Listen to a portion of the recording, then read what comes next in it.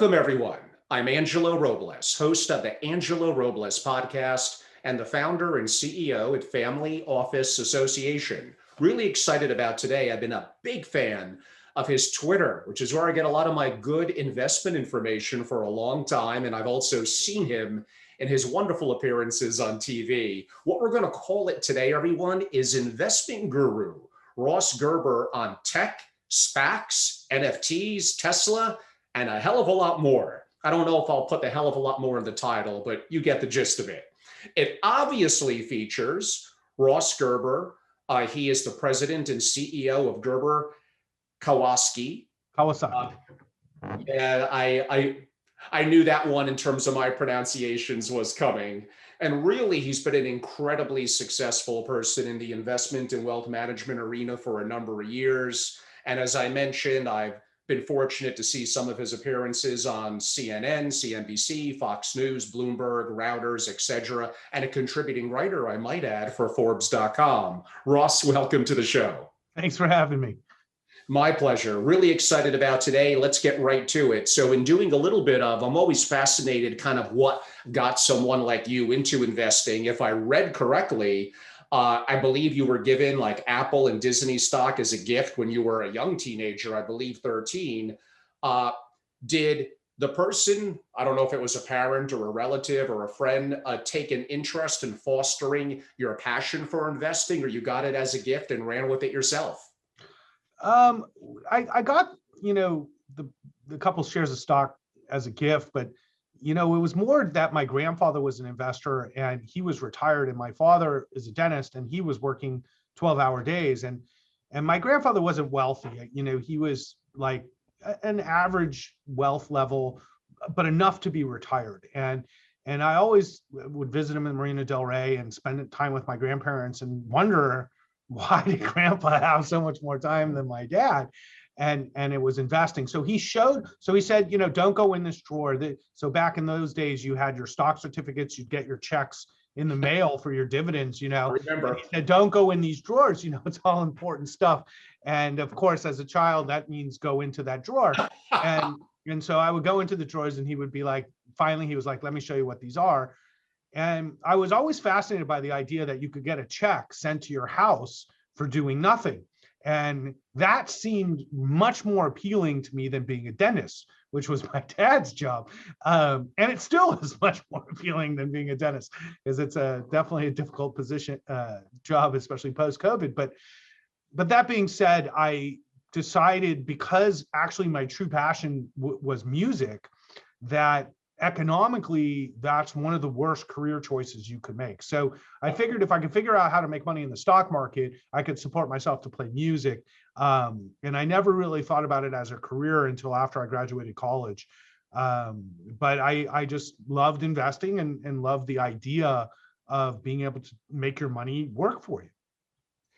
And by the way, what's your instrument or instruments of choice? Well, I play guitar and I play lots of different guitars. I have a band. I have a music company as well. It's called Cocoon Malibu. It's basically a music incubator in Malibu. So we do a lot of video production, and I work a lot in the music industry now, actually, with clients and also some investments I've made. Oh, I may be a future client. What I mean by that is, I swear I'm not making this up. I had an urge to get a guitar after doing lessons like in 1980 or 81. That was a long, long time ago. And I'm a lefty, so I got a classical guitar for flamenco. Then I'm realizing, boy, this is like the hardest thing possible. A classical guitar flamenco. I'm about 3.5 weeks in. Probably picked up about 13 to 15 chords, getting into scales. Oh, that's plenty. That's plenty. Yeah. I mean, most of us play, 3 or 4 chords, and you got most of rock and roll, Very true. Country music and rock and roll, really, it's probably 4 to 6 chords, and you may be good, at least on rhythm. Well, yeah, right. You have to have rhythm. But I like those classical guitars. I think they sound beautiful. I unfortunately took classical music and I say unfortunately because it's so difficult.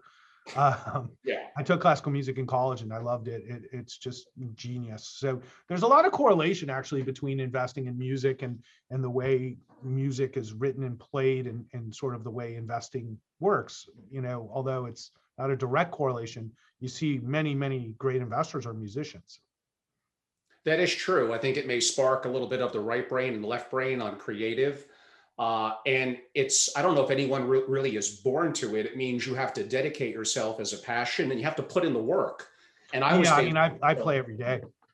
Yeah, I mean, I was basically told, Angelo, if you want to get even quasi decent, which will be 6 months to 18 months, if you're not putting in at least an hour a day and don't really have a passion to do it, then you're going to do what most people do is you get a guitar because you think it's cool. You do it for 2 or 4 weeks. It's hard. You give up because you didn't practice enough. And I'm going to make a concerted effort that I'm going to stick with it. And so far, so good. Well, it's like investing too. You have this new craze of the average, guy in the public now wants to be a stock trader. And I keep telling them it's not that you can't do it, but you have to work at it just like anything else. And if you don't spend your time every day reading and following up on companies and putting in the work, you're not going to make money in the stock market just because it's gone up for the last 6 or 8 months. But over the long term, the stock market's very difficult and you have to do the work. And that's kind of what we're seeing now. But like the same as with music, it's physically guitar is very demanding on your fingers. Physically, it's very time consuming and frustrating. Yes. Yeah. And they're still sore. I haven't gotten the hardcore calluses yet. Oh, I mean, I used to have bloody fingers, to be honest, when I was in music school. You're motivating me now. I'm not I went to jazz school, so that's the hardest. Yeah, we'd play scales for 8 hours a day. But you get to a point where, you don't think about the physical anymore and you can just play music. It's really joyous to get there, but it's only been what I've been playing now, like 35 years or something. I don't know. Wow. Yeah. You got a couple of decades plus on me, relative to what you said. Starting to get decent. 35 years. Don't discourage me, please. Say no. It's just like golf. It's just like golf. You got one good shot and it keeps you playing. And that's the way music is. You can play 1 or 2 of your favorite songs and you keep going. So what you said earlier reminded me a little bit of a book I'm a big fan of.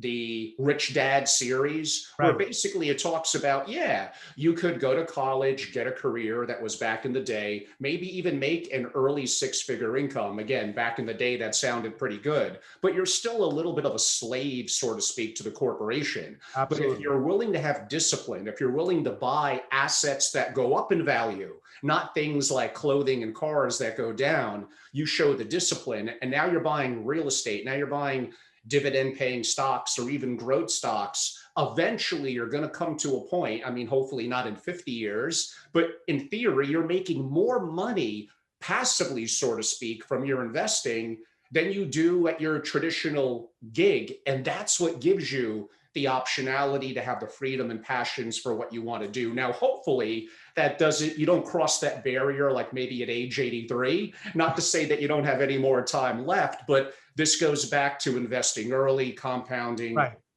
and all those advantages. That's exactly what we teach at my firm, because we do have programs for young people with little amounts of money to get started. That's one of the reasons we're growing so fast, is showing people, if you start investing when you're 23, 24, when you get your first job and you save what you can and use your 401ks and you invest for growth and you think about it, within even a decade, you can build a pretty decent amount of wealth, as long as it's not the worst decade ever, like 2000 and 2010. But other than that decade, every other decade has been really, really great for building wealth. So we think within 10 or 20 years, you can make a tremendous, change in your life. So if you're 25 and you start, by the time you're 45, you can pretty much decide what you want to do for the rest of your life. Most people come to us when they're like 45, and then that gives them, maybe when they're 65 or 70, they can choose to do whatever they want for the rest of their lives. But financial independence and freedom is what America's all about. And if you don't understand that, what you said is so true. If you're always working for a salary and you're giving half up to the government, that's no path to economic freedom. It's just not. No matter how much money you make. I have lawyer clients make $1 million a year, complain they have no choice, they have no options, because I'm like, you need $20 million just to retire, and they can't even save money living in a big city, so they're going to work for the rest of their life. And I can't tell you how many 75-year-old lawyers I beg to retire all the time. It's like, it's time for you to go. And it's just, they can't support their lifestyles Right. on their savings because they worked, on salary and paid their taxes and paid for private schools. And then they're stuck. And so we show people, like, you want to save actually when it seems like the hardest, when you're 25 and you got your first job, it's actually the easiest time to save, Oh, for sure. Well, let's dive a little bit into something that probably is going to get me in a little bit of trouble, but hey, I'm the guy. Don't worry. When you're young and you have this optionality, because maybe you're not tied down by family mortgages and all that, there might be even one thing better for those that have more risk tolerance, and that would be effectively kind of starting their own company. Right. But we do know that unfortunately most quote unquote don't make it. But if you're going to be an entrepreneur, although you do want to manage and hedge your risk, you probably have to have the feeling that of course I'm going to make it. You're going to put in the work. So that begs the question of a little bit is, if I'm working traditionally, do I save money? Do I save money for a more classical retirement where I have assets that are producing more than my income? Or do I really want to take it to another level and start my own business? But then what happens if I'm like the 91% that are not going to be around after a couple of years? So here's my more specific question that gets me in trouble. It makes me realize, I don't know, are qualified and tax deferred plans, they're so touted as, oh, they're great, it's going to grow tax. Well, one, I think taxes are going to go up in the future. That's opinion, not fact. And there's penalties for taking it out. Am I better off investing in things like stock and real estate that are naturally tax advantageous and they give me more optionality in terms of my choices, not being tied into as much, if I need it, taxes and penalties? I simplified a very complex question. No, what you said is very true, though. And we talk about this as a huge advantage to owning stock versus, let's say, an index fund, where it's producing capital gains constantly for you, where you need to put it in a tax advantage plan. So if you're using a product, a financial product, a lot of times, especially mutual funds, they're producing gains every year. And it's actually a pretty large drag on your performance, these taxable situations. So when you buy a stock like Tesla and you just hold it for the rest of your life, you don't pay taxes on anything until you sell it, right? And so that's tax deferral in theory. Just like real estate is the same idea. If I buy my house and I just sit on it and it grows and grows and grows over the years, I'm not paying taxes unless I live in a state where they tax on the value of the house, but in California they don't.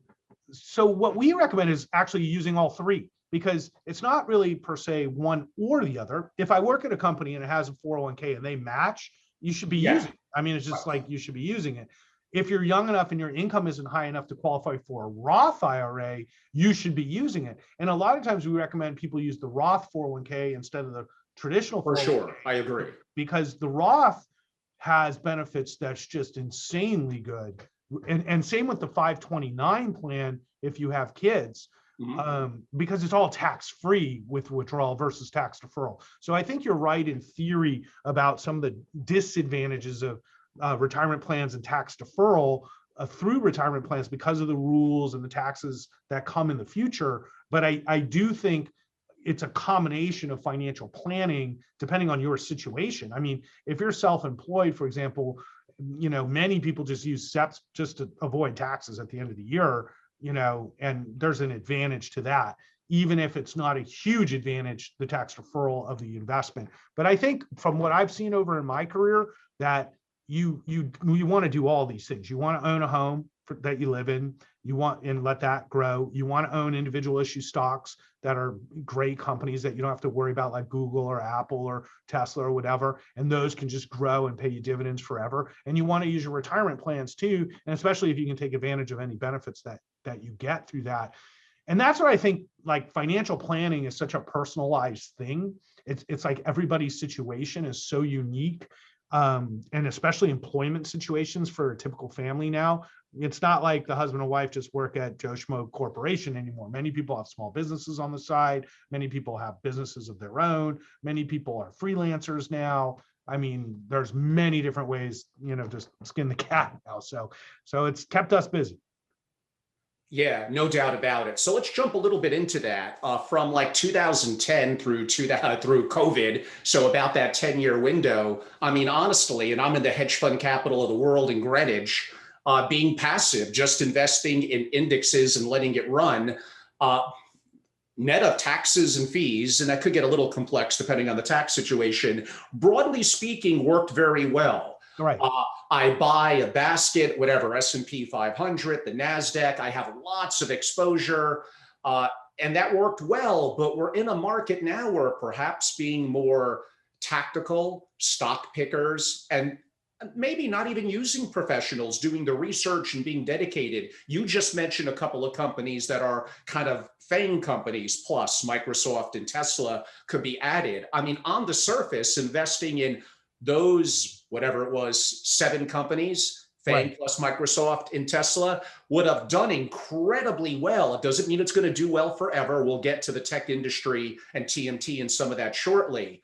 But is it the time to be more tactical and concentrated more than ever before? Or is that a major risk? Well, I like to preface that I've never liked the idea of just owning an index fund of the broader market. And I think it works for people who don't know what they're doing. So if you don't know what you're doing, it makes the most sense to buy the S&P index and forget about it. Because it's better than nothing. And you make 10% a year. Like, Right. Quite frankly, if the average person made 10% a year, we wouldn't have wealth inequality. So, the issue is actually human behavior, not actual performance. And the NASDAQ, for example, has always outperformed the S&P. So if you want to beat the S&P, you just buy the NASDAQ index. And I would argue it's a much better index just in its construction. And we tend to correlate at my firm closer to the NASDAQ than the S&P. So you can say, oh, well, we beat the S&P, but we also have to some degree more volatility than the S&P, like especially this month, right? So I think most people are best served working with an advisor, even if they're good at investing, because I think there's a collaborative process benefit when you're actually going past that index and you start thinking strategically. Like, for example, right now, it's clear we're rotating out of big cap tech, we're rotating into small cap value, and we're rotating into industrials. Okay, that's what's happened. Now, there's a reason why this has happened.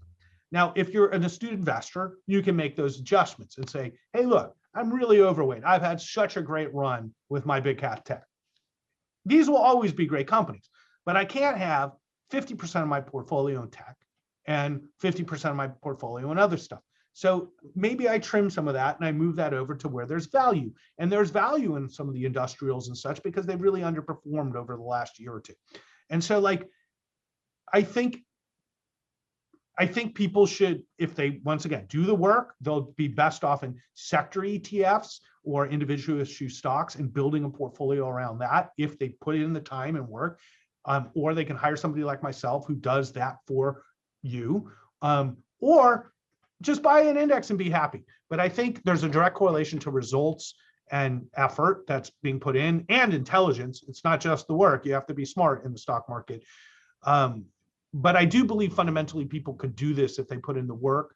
And I think that you will be much better served doing the work with the returns you'll achieve over time. So even if you do 2% better than you would have done by owning individual issue stocks or sector ETFs or using some sort of tactical allocation strategy, if you just do 1 or 2% better over time in compounding, that return is huge, So there's a lot of incentive to do the extra work, even to get a 1 or 2% difference in gain. And God forbid you can do 3 or 4% better than you would have done. You'll have substantial more money from doing the work than if you just own the S&P index, for example. Unfortunately, most people, because of behavioral psychology, make bad decisions with their money and do substantially worse than the S&P. So that's the biggest risk. Not per se smart people working smartly can't make better returns. It's that smart people who are, unfortunately not able to deal with the emotional aspect of investing, which is the hardest part of investing, lose money even in up markets. So, that's just the way people are. And I work with thousands of them, and I can tell you almost nobody can deal with large amounts of gains or losses without an emotional reaction, I guess. And it's something we work on very hard here to create barriers to emotionally bad decision making. In the equity centric part of a portfolio, do you think I could get all the diversity I need and manage my positions as opposed to having 50 or 100 stocks or a broad index? Could I own 15 company stocks? And is that going to give me what I need? And am I going to get enough diversity and downside protection short term? It's funny because I'm working on this ETF project right now, and they were telling me all these rules about portfolio management that are required if you're going to do an ETF. And one of them is you can't have more than 25% in any one sector or index. And the other is that you have to have at least 21 stocks. And I was like, why 21? I had put 20, as minimum. And so there are these rules. And I think it's mostly that you want to have, no more than, let's say, 5% in any one security. I go as high as 10% in my rules. So when you think about all these risk management tools, the biggest issue is, once again, behavioral. If you have 15 great stocks, you're good, but you're going to see your portfolio move, and it's going to move up fast and it's going to move down fast. Now, if you're like me and you just don't even look at it when it's going down and you don't care because it's like you're not going to make a change, and that's how one of the ways I deal with the behavioral side of down markets is I simply just don't look at it. Like, why would I stare at how much I lost last week? What value would it have? It's not going to change my investments. So what do? I dive into the earnings reports and the news and what are the true realities, because now there's opportunities, but if I'm emotionally driven by the fact Tesla's down again and oh my God, but actually Tesla's finally at a price that somebody can buy the damn stock. So, it's like, people, and it's just human nature to be emotionally driven by looking at gains and losses. And the more money you have, the more, if you have 4 million and you're down 10%, it's 400 grand. You're like, I lost 400 grand. Right. But it's 10%. And so it's like being a professional money manager, you have to learn to disassociate yourself from large amounts of gains and losses. There's just no way to be effective otherwise. And I think most people just can't do this effectively. No, apparently not. So if I had to summarize the last 2 or 3 months, I've interviewed some of the world's greatest economists, professors, thought leaders, macro experts. If I had to simplify some of their comments, and a question that I would have is, okay, they're very intellectual, interesting things. I want to learn that too. But I have a buck coming up. They're not really in the trenches per se of investing. So kind of what I'm hearing is short-term deflation, long-term hyperinflation. In deflation, bonds and cash, but then you got to position out tech stocks way overvalued. Oh, Tesla, forget about it. And I'm listening to them, and you just look at the track record of the last 6 to 12 months. I'm glad I'm not investing how they recommended that I do invest. It would have been really bad. So what's your opinion about so-called macro indicators and experts versus actually being in the trenches and investing? Is there a difference? Oh, huge difference. My stepfather's an academic, actually, and he is a really smart man and nuclear scientist and professor at Yep, he's smart. And, we often argue about the different, and he's very, he's had a lot of real world experience. He's not just an academic, but we've had many arguments about the stock market because, he's from the camp that nobody can beat the stock market. And then, I'm like, I do all the time. So my whole life. So, whatever. And so we talk about these things. And one of the things that I think many academics discount is what we've been talking about. It's, and there's all these guys on Twitter too, they don't actually manage other people's money. And they have all these opinions, like they manage their own account. And they're like, oh, I did this, I did that, I'm up, I'm down. And I'm like, dude, it's so different when people come to your office and this is all they have. And they say, please don't lose this for me. And you're responsible for investing for them. And you're up or down, so and so for these clients. And now, I'm at, almost $2 billion in assets that I'm responsible for. And you say, I don't want to screw up.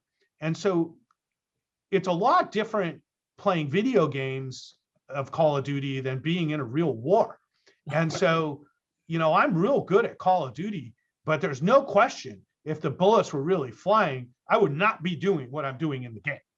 Okay. And that's where I think academics and there's a lot of great thinkers out there. I don't want to discount them because I follow many of them and I respect a lot of the thinking, but I think that they miss the real world, like why there won't be hyperinflation. It's obvious why there won't be hyperinflation. We've been doing this forever. Technology, okay? Technology figures out how to make things cheaper. It constantly does.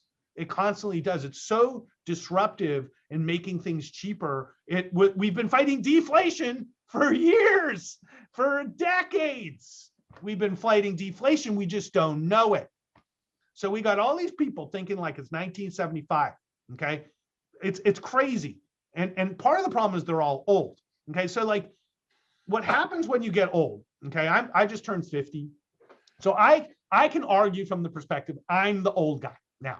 Okay, but I was the young guy 25 years ago, and nobody wants to listen to the young guy because what the hell does he know? Okay, all I do is listen to the young guys and gals. All I do. Okay, I like the old guys too, but their world is over.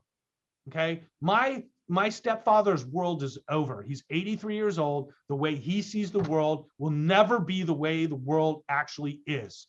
He will never understand a TikTok or an NFT, or he doesn't care. There's, gold is where it's at.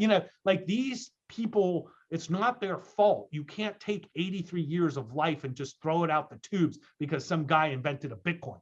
Okay, and that's what happens with technology. And so, one has to accept, I love the viewpoints of experienced people and I respect it. I do, I read it, I absorb as much as I can. But the truth is, I really, really thrive off being around the young people and young ideas. And I'm surrounded here in Southern California by all these tech entrepreneurs, people doing all kinds of exciting things, companies that are doing super cool stuff.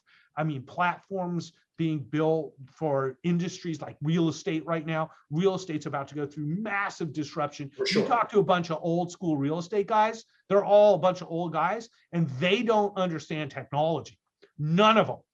Okay. The guys who own all your buildings and the guys that are 83-year-old real estate tycoons, they don't get technology. I know this. These are my clients. I go to their meetings. I've had several real estate companies come in and meet with their management teams to talk about real estate disruption and ways they can offset it, or how to use Instagram to sell a house and things like that. And they all go, this is the greatest idea ever. And they implement like 5% of it because they just don't know what to do. And then you've got Open Door, and you got CoStar, and you got all these companies and we're like, look, and Zillow, and we're like looking to invest more into this space because I've been waiting for real estate to be disrupted, and it's going to be disruptive massively over the next 5 years. Okay. And so like, I can go talk to all my old real estate guys and they give me some great ideas and they're very smart and successful. Or I can talk to some of these young tech real estate guys and I'm like, oh my God, these guys are going to eat your lunch. Absolutely. Eat your lunch. And so I'm investing with that. And that's the way I make money. And so you can say, Ross, you could go buy a building in New York right now and make a good return, which is true. And I've been looking. But I could also buy a tech company that's a platform for selling homes that, online, because I can't imagine what value a real estate agent brings. 95% of real estate agents bring no value. And I know they hate when I say this. 5% are amazing. I love you. You're my friends, the 5%. But like, honestly, like they send you postcards with pictures of homes they've sold recently. Like, think about how antiquated that is from a marketing perspective. So that's the way we look at information. So as much as I love the academia, old school mental, Olympics that investing is, the new school technology, fast trading, online, digital, Twitter world is where it's at and where it's going. And if you're not in that world, you're gonna be falling behind. Yeah, now both of us are going to get negative comments when I post I don't care. on YouTube, but I'm used to that by now. Listen, I don't care. I'm just telling you the way it is. Like that's the thing. Completely agree. Like you don't have to agree with me at all. In fact, I say don't agree with me. I'm telling you the way it is. When you don't agree with me, it reinforces how right I am. Okay, it was just like Tesla when everybody's betting against me in Tesla. Okay, I went to the factory. I saw what they were building. I get the technology. Everybody else on Wall Street so smart. Chanos, all these guys are so smart. They didn't get off their butts They didn't get off their butts and fly to a factory and go meet with people building full self-drive. I've been in the full self-driving Tesla a year ago. I know it works. It's like, you can argue about this. You can write articles about it. It's coming. It's here. You know, bet against it all you want. It's here. So Okay, that's the way I am. It's like, you know, I get technology. It's the best thing we do in America. That's what I invest in.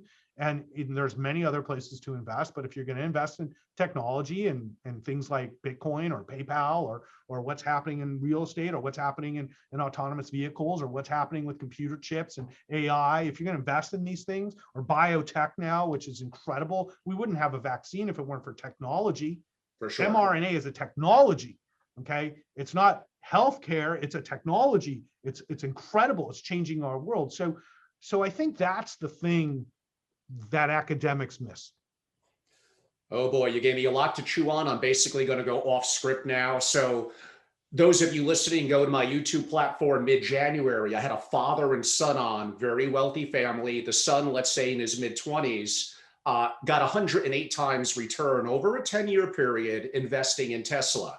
He brings his son to hedge fund manager meetings, and exactly what you said, the Wall Street analysts, the Greenwich, and a lot of the New York hedge funds, he runs rings around them because he's actually in the trenches, putting hours in every day, being concentrated in his portfolio. And the people are, well, the price to earnings in Tesla doesn't make sense. But it's a tech company, it's a big data company, it's a robotics company. Yeah, I guess it's a climate change. It's actually an intersection of like every big tech trend, you know. Exactly. Not to mention it's run by the genius of our time, which is the other thing. Like, why would you not bet on Elon? Okay, he's proven that he's the genius of our time. Like, why wouldn't you bet with him? You know, you had Howard Hughes, you've had these guys come in every, you know, it's like, oh, Michael Jordan, I'm going to trade him, you know? Okay, Ross, I'm going to get your opinion now. Let's help my nephew. And I brought this up a couple of times in prior podcasts. He's 21. I'm sorry, 20, a junior in college, good school, 4.0, whatever, GPA, finance. He's hiring, send his resume. Let me finish. He sent me his resume. What's your opinion? I'm like, it looks like every other resume from someone your age in finance. You're smart. It shows you worked in high school, all these good things, but it looks like every one of the other million that I get, it's boring. So I asked him, what are you learning in your school about Bitcoin, NFTs, digital assets? What do you think of Tesla? What do you think of big pharma versus what's going on in psychedelics and the Canadian Stock Exchange, et cetera? And on it, no surprise, he basically knows nothing about that because he hasn't been taught that in school. I'm like, if you want to stand out to an RIA or financial advisor, you want to wear on your sleeve, you're self-educated on digital assets, on all the things I'm talking about, you need to make your resume pop. You need to convince people that are not in it like you are, that your model is antiquated, you're going to die, you're too old, you're going to lose clients and not get your you know, it's great advice. advice. Am I wrong? No, it's great advice. It's great advice. I'm hiring right now, and we get tons of resumes, and exactly what you're saying. Okay, where's the future? I want people who see the future, not people who read the past. Now, the past is worth reading. I read it, but the future is where I spend my time. And so, like, there are many reasons why you can be distrustful of Bitcoin. I get that, but it doesn't make it any less of the future, okay? And there's many reasons to be distrustful of AI or Tesla or NVIDIA chips or we're never gonna have robo-taxis. We're never gonna get to Mars. We're never gonna do all these things. But the fact is we will. And so I want somebody who sees that future. That's really important to me. And I think the smartest thing a young person could do in school right now in finance would be to dive into everything you just said. You need to dive in and understand communication systems like Twitter.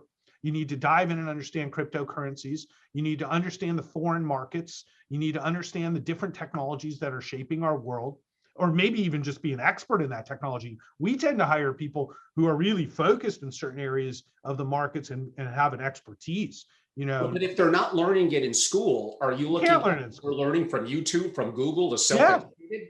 yeah. I And mean, it's there's good so enough for much you. stuff on YouTube right now. Like, I have so many crypto friends putting out so much stuff. It's actually insane, like how big it is, you know? So there's no shortage of information to learn and study. You know, I'm not a big believer of chasing every fad, but Bitcoin's clearly past the fad stage. And so it's like, you know, what do you know about it? And if you don't really understand it, you got to dive in and learn. And yeah, they'll have classes soon in business school called cryptocurrency 101. Right. Okay? It's coming. It's Yeah. inevitable. You know, and I think kids are going to be learning programming in high school, and kids, you know, are going to be learning, you know, how to build YouTube pages and websites instead of how to, you know, write books and whatever, you know, I don't know. Maybe one thing I'm going to go back and question you a little bit is going to be, I do think for the super rich, there, again, a little bit of my audience and family office association, there, I could make the argument for their experience in hyperinflation. Let me explain. I live in New York. I buy a second home in Malibu in the Hamptons or in Paris. I buy football teams. I buy art. They're buying things and more great stocks that are going up 10 or 15% a year. Am I wrong? Well, so first of all, the prices of Manhattan are going down. So, and Connecticut. In fact, if I sell my house here and move to Connecticut, I can have twice the size of the house. Amazing deals in Connecticut right now. But so look at that more as a byproduct of money printing. So you see all this, you know, values going up in art. You know, the price of a nice home in Hawaii to rent for a week keeps going higher. High-end real estate in Aspen keeps going higher. And this is a byproduct. And in Miami, it's skyrocketing. Oh, I mean, these guys forgot that there's hurricanes, you know what I mean? And well, it's like not September yet. Miami is like uninhabitable during summer, and then you get whacked by hurricanes. It is probably the most risky city for climate change in America. And yet now people are like piling in, buying $20 million houses. It's the only place I know where office real estate, shockingly during COVID, it's going up. Yeah, right. Right. On the other hand, it was like, why the hell do you live in New York? You know, I don't understand why people live in New York. I love New York, but it's just, you know, a nightmare between the cost and the lifestyle, whatever. That being said, you know, I don't really think there is hyperinflation if you don't go to Aspen. Okay. So there are places like Sun Valley you can go, or Telluride, you know, which is a little bit off the beaten path from Aspen, and things are relatively, you know, so what happens so I live in the Palisades where the ultra rich live, you know, and they all are fighting to build the biggest $50 million house right now, you know, and like, see, the ultra rich only like certain things, and then they bid up the price of those things. Right. Yes. Okay. So like Spago just closed, by the way, in Beverly Hills, which is unbelievable, right? Shocking. Unbelievable. You know, like the rich people couldn't get together and save Wolfgang's restaurant. But, you know, as being somebody who grew up in this world, you know, which I did, it's like a competition between each other to see who's richer, you know, and there's people who buy into that lifestyles of Beverly Hills world, okay? And there's people who don't, okay? I don't, okay? I personally don't care. But I grew up in the country club world, so it doesn't impress me. You know, what I think it is that you have to be more down to earth. Like, what's really important? It's not like how big your house in Aspen you rent is, or this or that. Like, are your kids in rehab? You know, like, try to keep your kids off drugs. Like, that's important if you're ultra wealthy. Like the hyperinflation and all these things. There's no hyperinflation. You just go to a different spot. You just go to a different spot. Okay. There are many spots like Mammoth Mountain, which are beautiful, which are reasonably priced. Okay. But you can't fly your jet in and land on Aspen Airport and then say hi to all your friends with jets. You land at Mammoth Airport, not so glamorous. But, you know, so I think the only thing we have to worry about moving forward is the fact that what I think our governmental system has some serious flaws that have been identified through this election and through the Trump era, we've now learned that our democracy has several flaws that can be exploited, that are very troubling and can be very detrimental to the future of America. So the only thing that the ultra wealthy need to worry about is what we call white supremacy, or this insidious cancer that's taken over where conservatives used to live. And now where do the real just conservatives go? Because if you're in the Republican Party now, you got a problem, because you're associated with racism, whether you like it or not. Okay, people don't like when I tell them this. I don't care. It's not politics. I'm telling you what it is. So conservatives in this country need to figure out how to take their viewpoint back from the racists. And this is really, really important if we're going to get America back on track. So the biggest risk to the wealthy moving forward is wealth inequality causing massive unrest, and our governmental system as we know it failing. Okay, for the first time in American history, that is a legitimate risk. And it's supporting things like Bitcoin. It's supporting things like the Chinese Communist government. It's supporting the Russian government. It's supporting every bad thing that exists. And it's made the American brand tarnished in the global community. So we've got to fix this. And it's more important than worrying about hyperinflation, because if you don't have integrity in your country, and if we don't have a system that works in the next election, like what happens next? Now, I don't care who wins the election, Democrats, Republicans, whatever, but it has to be a system that works. And that's the biggest risk in America. It's not hyperinflation. Yeah, very good points. And I'm often asked that question from the perspective of my audience. What is the biggest risk? I say something relatively similar. It's civil unrest, it's political choices, it's, from their perspective, government confiscation through taxation, because there is inequality, and henceforth there's more have-nots than haves. They have equal voting power. Look at what's happening. We're always going to be in somewhat control. We could save that discussion for a deeper dive a little bit later, but for the most part, let's get into questions. Like, I'm on board. Listen, they stole Gaga's dogs. They literally kidnapped dogs and shot the dude. Like, I mean, like, it's crazy. Some guy got robbed in a restaurant for a watch, in Beverly Hills. And I think, it's sad that this is happening, but I'm glad that the wealthy realize there's a consequence to wealth inequality, and we have to work harder to solve these issues. Okay, it's so easy to build a big house with a wall. It just is, but it's not easy to solve the enormous issues we have in our society, and it's much more important than worrying about your own wealth when you've got 20 million bucks or whatever. Yeah, like what's going to happen with your children and grandchildren? Yeah, like really like climate change, if it's even like around at that point. I got an 8-year-old kid. What's his world going to be when he's 48? Okay, like every winter is freezing and everybody doesn't have water and food. And every summer everything burns down. Like, this is not a world that is great. So we can solve these problems. That's the beauty of it. So if all the wealthy just get around a little campfire and say, let's solve these problems, we clearly could. Ooh, you're giving me a task. Maybe I could take that up. Yeah, as if I'm Office Association, But it's a good point. Listen, a lot of wealthy people are doing a lot right now. I don't want to say it's all bad. I work with people doing a lot of great things, trying to make a huge difference, and wealthy people are great. They're not all bad, but I'm just saying, like, we have to start thinking more about what is the real risk to our capitalist system. Like, capitalism is at risk, and people don't realize that.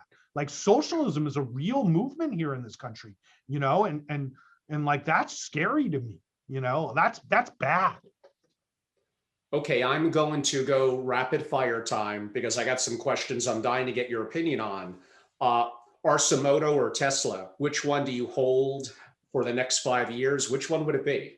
Well, it's a no-brainer. I mean, Tesla is a much bigger story than Arcimoto. Arcimoto is a nice little company. It's a $500 million company. We own a small stake in it. I'm going to get one this week, but I think, there's many areas for electric vehicles to proliferate, and one is like cities like Arizona, where you have a lot of older people and they can drive these electric vehicles around or golf with them, or in tourist communities, or also delivery drivers. So I like Arcimoto. It's a small investment for us. It's a longer term investment, but Tesla is like a game changer in two of the biggest markets that exist. Are NFTs, non-fungible tokens, and physical collectibles in a bubble, or is this a result of hyperinflation in assets? It's both. Okay. So yes, there's no question that when you see the Beanie Babies go up in value, you should be concerned because there's a lot of extra money sloshing around. No question there is. And part of that's good because if you're starting a startup, you want money to be around so you can get money to actually build a business. And part of it's bad because people are trading, baseball cards now for a lot of money. Now, they've always traded physical collectibles for lots of money. Okay. There's never been efficient markets for physical collectibles like shoes or baseball cards. I think there's value in those things. And so creating a more efficient market for it isn't per se a bad thing. If kids want to spend $300, $600 for shoes, and that's what they're worth to them, I'm not going to say not to do it. What concerns me is when there's fraud or theft or misleading or what I think is just a scam like the NFT. So, to some people are like, well, it's just a digital version of the same thing. And I said, it's not the same thing. Okay. Because digital versions, like the NBA is now taking in hundreds of millions of dollars selling highlight clips to people. And you don't actually own the clip and you don't actually get a royalty every time somebody uses the clip. Now, if that's the way it worked, I'd be more interested in something like this. Like if I owned a clip and it was of Michael Jordan doing a dunk, but every time they showed that clip, I got paid like a music royalty, like that makes sense. Like, so if I take music royalties and there's an actual physical value and payment involved with that smart contract, that makes sense to me. But when I take just some physical digital now product and just say, oh, well, you can have like a clip of Jack Dorsey's original tweet for 2.5 million, you've lost your mind, So, as I've always said with Bitcoin, whenever it starts doing well, the crooks come around, and it's just, Bitcoin was created by criminals. It's a wonderful, international monetary system that, somewhat obscures people's, identity. But really what happens is whenever it starts doing well, all the flies come to the poop, and, and then there's lots of scamsters that come out of it, because once you steal somebody's money in Bitcoin, they can't get it back very easily. So it's a very asset, and it's a very effective way to steal. And that's my concern, because I love Bitcoin and Ethereum, and I think the way to play it is Ethereum. So I think you're better off buying Ethereum and let everybody else build smart contracts on it and just own the Ethereum. That makes sense to me. What I own is Bitcoin, and what I own is Ethereum. I don't need to own all this garbage that will all blow up one day. And actually, on that note, Bitcoin, Ethereum, so that's kind of your 1-2 punch, or actually for you, maybe Ethereum and Bitcoin. Well, Bitcoin's number one by a huge margin for me. Yeah. What allocation? 1%, 3%, more? Well, we've been having a lot of debate about that because we're about to launch a crypto program ourselves through Gemini. And, we are seeing a tremendous demand from clients to own Bitcoin. And we feel it's like investing in a tech company in a way. It's a technology asset, and there's value there. For a traditional investor, probably 1% to 2% of your portfolio is plenty, right? Just like a gold allocation, 2%, 1%. So if you had 2% in gold, you had 2% in Bitcoin, why not, right? Essentially, they're not the same, but it's the same place in the portfolio. One has a lot more risk, one doesn't have a lot more upside, But many young people are very heavily allocated to digital and crypto, currencies, and they'll have, my favorite one is the guy 50% Tesla, 50% Bitcoin, and I was like, I go, you're either going to be the richest person I've ever met or the dumbest person I've ever met. It's like one or the other. That's not the way I think people should build wealth personally, but many young people have anywhere from 10 to 25% of their assets or higher in crypto, and they have the, volatility tolerance or the lack of assets, I would say, to do that. If you got 20 grand, you got 10 grand in tech stock, you got 10 grand in cryptocurrencies. That's a lot of young people today. I just think, unfortunately, they'll lose on a lot of that too.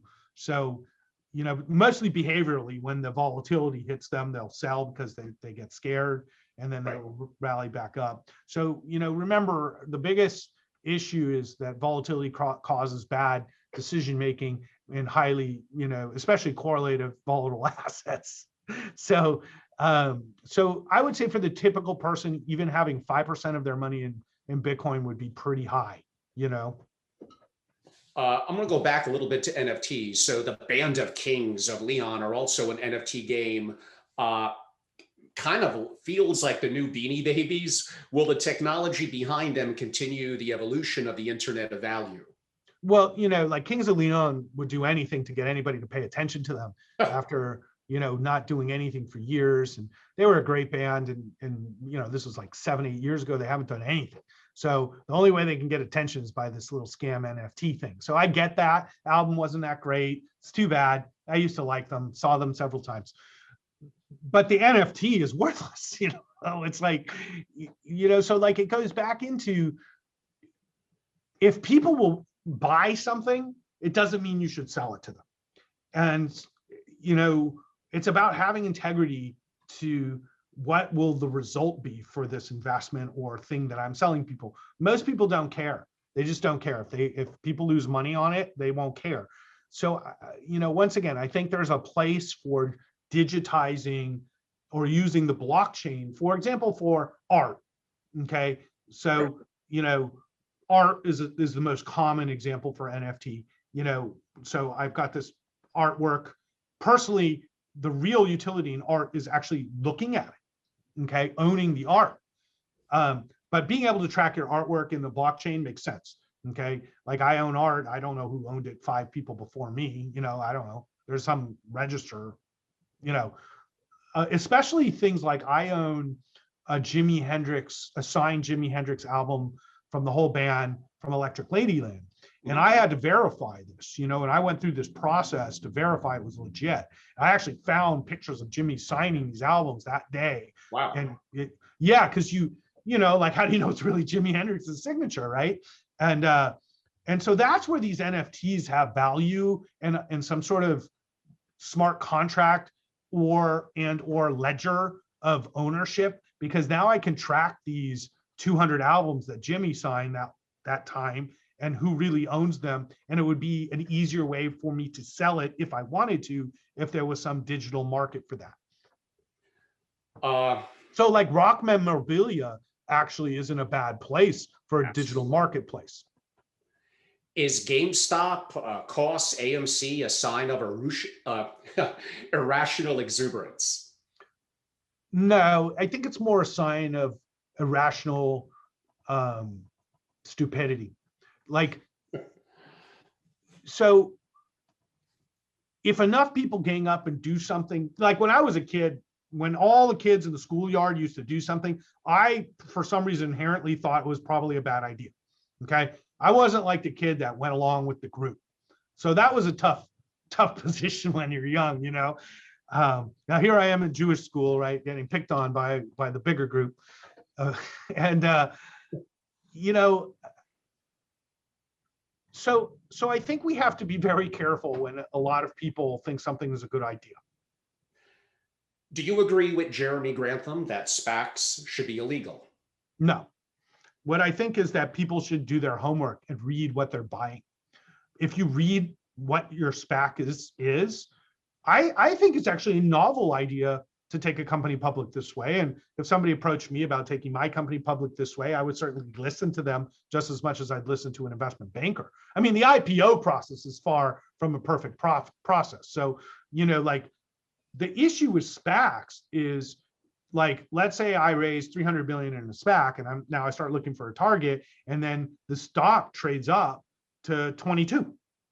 It's a $10 SPAC. So the public is buying something at 22 that's really only worth 10, and then the pipe investors, the institutions, also come in at 10, and the public just gets left holding the bag. But there's not that the information isn't out there. So it's not like people are being misled. It's just that it's an opportunity for people to act stupidly.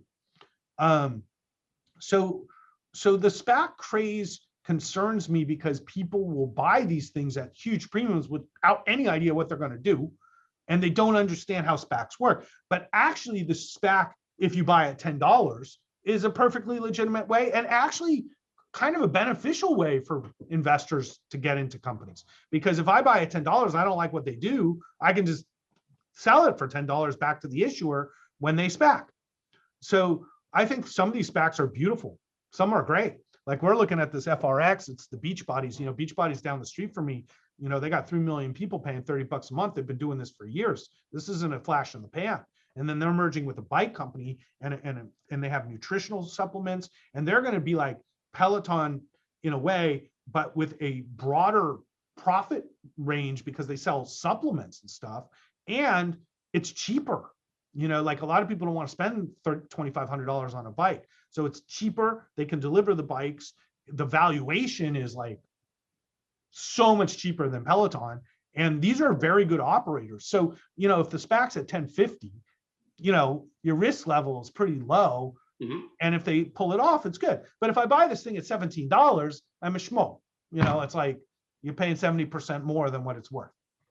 Let's see if I could buzz through 5 questions where you don't have to go, because I love your opinions. Do you have an opinion, speaking of opinion, on DOMA disrupting real estate? We spoke about real estate earlier. They are going public via SPAC. Right. I don't know them very well, so I can't comment. But what I think they do is like they front rent for people. Is that what they do or something like that? It's right, like a platform, right? Mm-hmm. I think they're smart. That's the kind of stuff I'm looking at. So I think real estate is the biggest duck in a room to be disrupted right now. And so like we haven't taken positions here yet because I'm waiting for a company really to do what I think needs to be done. And Open Door is pretty close, but it trades at 22. So I'm the schmo paying 2x for it. Right. So I'm hoping it comes back down, but if it comes back down to, let's say, the 15 range, Open Door, Zillow's been much more successful than I thought they would be. Mm-hmm. So these kind of stocks I'm interested in. I don't know the stock, so I'd have to look at it. But like, I like Matterport. This company Matterport does 3-dimensional drawings through an app of buildings, and they're using it to sell real estate and on sites now. And they're super cool. It's super efficient. That's also a SPAC. That's one we're looking at too. So the SPACs give us opportunities. It's not a bad thing. Is CRISPR the next potential 100x, the same way that Tesla led the way in EV stocks? The CRISPR guys came to me a few years back, and I'm not a science guy. I'm more consumer products, entertainment, technology guy. So for me to analyze CRISPR is like just as good as my kid analyzing it, right? So like I usually, what I do is I hire somebody or I meet somebody who's like a genetic genius, and then they explain it to me. So I found this kid at MIT, genetic genius, and he starts explaining this stuff to me. And I said, oh my God, this is amazing. The only problem is they don't have a business model. So it's a technology that's a game changer. Okay. So we look at it bigger, like genetic mapping and the concept of like using technology to understand our genetic system has potential for changing human life. CRISPR, or gene editing, is one of those equations. And so I wouldn't say per se CRISPR, because we don't know all the side effects of changing genes like that could happen. But I think when you put it within the context of genetic technology, this is a game changer, totally, like mRNA, like genetic editing. We're looking at genetic data, like this company called Twist. It's kind of like 23andMe, but they're actually a good company. But like genetic data, it's like big data and AI and medicine kind of coming together. And I think we're going to have amazing breakthroughs. And I think this vaccine is the first of this new generation of technology-based therapies, immunotherapies, things like that are going to change healthcare. So I think there's enormous opportunity in this area. Unfortunately, it's not the best opportunities for me to analyze. So we use ETFs, we use funds, we use experts in this area to try to help us, get better knowledge. But I think you need to be in here. Are psychedelic companies like Compass Pathways, MindMed, Cybin potential disruptors of big pharma? So I get into this conversation and people, I don't know, you guys can take my answer with whatever salt you want. I was a deadhead. I'm still a deadhead. So I went to a lot of dead shows, and I've had my experiences, and not a few. Okay. And one of the things we used to say is the last person you want to give, mushrooms to or acid or any of these things to is the unstable guy. Okay. So you always had that group of friends and you had the one unstable friend and everybody'd be tripping and he'd We all have one. who'd freak out every time. I think there's some medical benefit to these psychedelics. And we were talking about ketamine last night, as a medical, I was talking to a doctor, I wasn't a deadhead. And as somebody who, for good or for bad, had a lot of drug experiences, I'm a big investor in cannabis. I think cannabis is a harmless drug, but I think, unfortunately, psychedelics have a lot of byproducts that are negative. I've seen a lot of negative things come from it. I think there's a lot of positive for the right people. It was really positive for me in my life, but I was not confused. I was a very stable child. But I think that thinking that it's going to disrupt big pharma, actually big pharma invented these drugs. I think there's a place for them. I just don't see it as a big market. Okay. I mean, I think there's a market for selling illegal mushrooms, like to kids, but like from a healthcare perspective, I think, What is your highest conviction pick for the decade upcoming, and what would cause you to change your mind? Well, it used to be Tesla until it went to $900. So climate change is one of the trades that we're playing as one of the biggest, most important things that we deal with in society. So like, if you think about, like, we are thematic investors, climate change isn't a choice. We have to deal with it. Tesla is one of the companies that is most fully directed at dealing with it. But one of the things I've learned recently was that, for us to really deal with climate, Tesla isn't going to be the only company. We got to have way more Teslas out there to deal with climate. And basically what Elon he didn't tell me directly, but kind of told me, is like, there's a serious shortage of battery cells in the world. So it's not just Tesla that we're investing in. We're investing in the entire infrastructure, from lithium and the materials, cobalt, nickel, and all these things to build a battery, into the chemical process, into the battery production process, cell production, battery packs, into cars. So the play isn't Rivian and Canoo and all these companies that want to build cars, the Fisker. The play is in the supply chain, because nobody can build a car without a battery. And building batteries in scale has severe limitations right now because of scale. It's really hard to scale. So we're buying every battery cell maker we can. So it's the same trade within that Tesla vein. So Tesla's the top of the trade, but now we're moving into all the players below, from, the lithium producers and nickel and cobalt producers to the, really the cell manufacturers like CATL, LG Chem, Panasonic, and then you've got all these other companies in the supply chain. So we're heavily invested in there now as well, but it's all around climate. And I would also add solar in there too. Okay, the final question will be a music question. It's going to go back a little bit to our earlier discussion on guitar.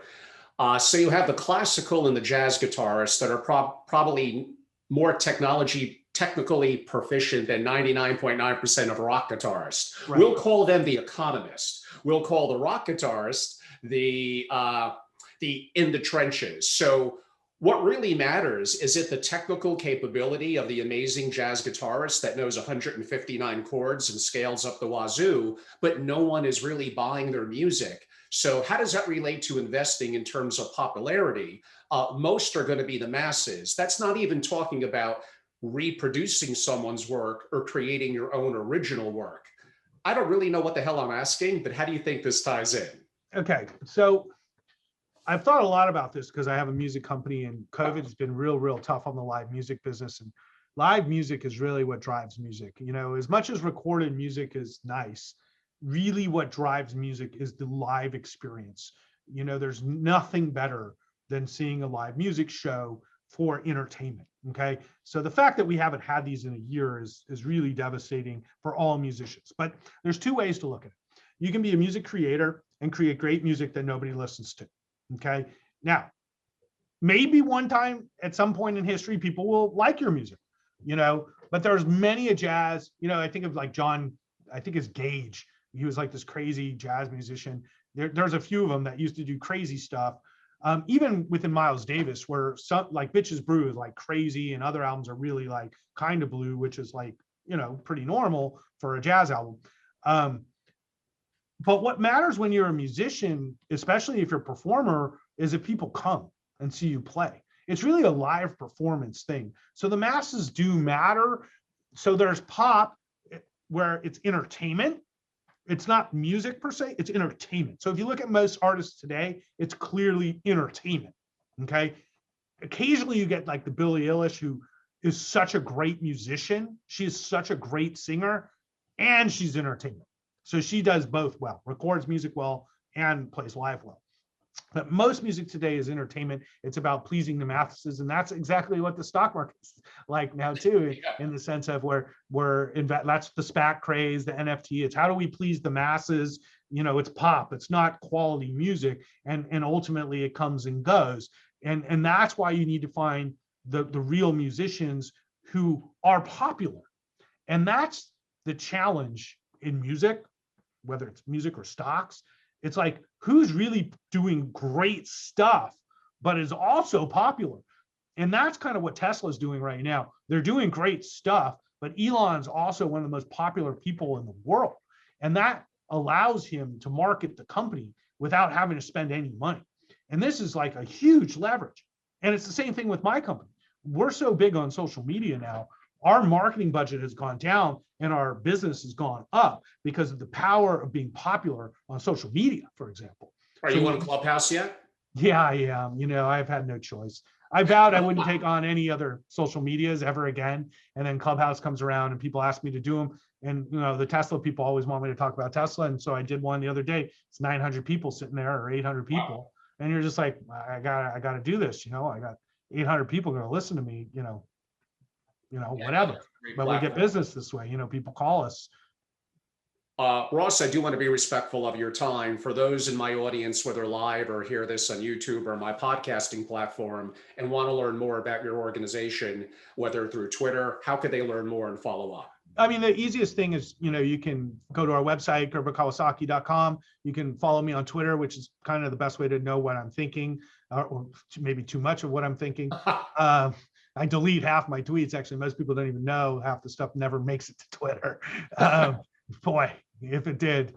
Or reach out by email, ross@gerberkawasaki.com. We work with family offices where we act in many roles and helping people diversify. Many of our family offices actually use us to be their growth section of the portfolio and things like that, because so many of them are really just in index funds and such.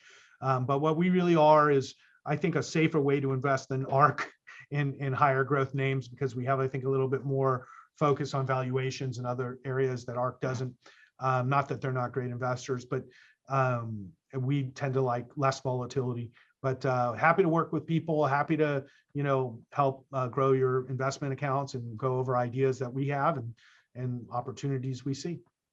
Well, this has been fantastic. Ross, I have to do about a 2-minute close. If you're really crunched for time, feel free to leave, including a disclaimer. But it was tremendous interviewing you. I definitely want to have you back a little later in the year. Really, really enjoyed it. And the surprise of music and guitars came up, so that made it. I'm glad we got to talk about that. Yeah, like you never know where these. I'd love to do a whole podcast just on music. It's like people aren't talking about music enough right now, and that is one, well, since I guess we're not quite finished yet, but maybe for a future one, as AI, robotics, deep tech, all potentially makes the future intriguing, but also more challenging. The one thing we have as humans is our creativity. It's music. It's, I eat an apple. I don't know if AI could tell me how that apple tastes. Right, and being together like with your friends, listening to music. What could beat that? Connecting as humans is the best thing in the world. And that's the thing I think we all are missing. It's a huge mental health crisis. We need to be with our friends and our family again. My parents have been vaccinated. I got to spend the weekend with my parents, and it's just huge, it's huge. So I'm really hopeful for the future, and hopefully music will be back soon and we can all connect in human form again. And in terms of my close, everyone, just to note that this is recorded. It's our opinion at this given point in time. You may hear this in 5 years. It could be completely different. Everyone has their own risk tolerance, their time horizon. There's a variety of different factors. When you invest, you hope to make money, but what could happen? You could lose everything. You need to do your own diligence and make your own decisions. Everyone, I'm Angelo Robles. I'm the host of the Angelo Robles podcast and the founder and CEO at Family Office Association, a global membership organization dedicated to families of wealth, successful investors, and their family offices. We provide original proprietary content, host hundreds of digital programs. Sometimes they make their way, like this will, into our YouTube platforms, but not all of them. And we're just starting to roll out very carefully. I had my vaccines. Some small roundtables around the country. We hope that picks up to somewhat larger scale events later this year. And simply go to our website, learn more about membership. It's familyofficeassociation.com. And although I'm new to Clubhouse and relatively active on Twitter, LinkedIn, and even Instagram, probably the platform that I'm most active in is YouTube. And years ago, when it first came out, I registered Family Office. So I have a great name, a channel, I guess you could call it. So go and subscribe. It's free. There's lots of good content. Again, that's Family Office on YouTube. Everyone, I'm Angelo Robles. I am done. Ross, it's been a tremendous pleasure interviewing you. Look forward to the next time. Thank you very much. Thanks for having me. Thank you. Bye-bye.